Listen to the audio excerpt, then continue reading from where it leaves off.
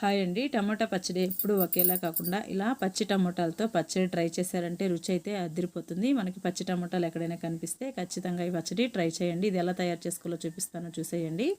మీ కారానికి సరిపడినన్ని పచ్చిమిరపకాయలు, 7-8 పచ్చి టమాటాలు, పావు కప్పు తెల్ల నువ్వులు, హాఫ్ కప్పు వేరుశనగ గుండ్లు తీసుకున్నానండి. స్టవ్ వెలిగించి కడాయి పెట్టుకొని ముందు వేరుశనగ విత్తనాలు సన్న సెగపైన వేయించుకోవాలి. ఇది వేగిన తర్వాత ఇందులోనే పావు కప్పు తెల్ల నువ్వులు కూడా వేసి వేయించుకొని పక్కన పెట్టేసుకోవాలి. అదే కడాయిలో 1 టేబుల్ స్పూన్ ఆయిల్ వేసుకొని పచ్చిమిరపకాయలు కూడా తుంచి వేయించుకొని పక్కన పెట్టేసుకోవాలి.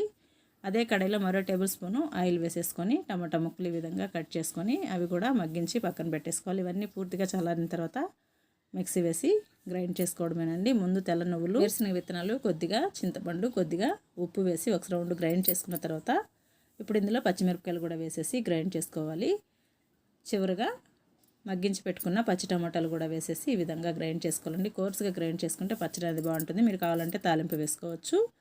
వీడియో నచ్చినట్లయితే ప్లీజ్ సబ్స్క్రైబ్.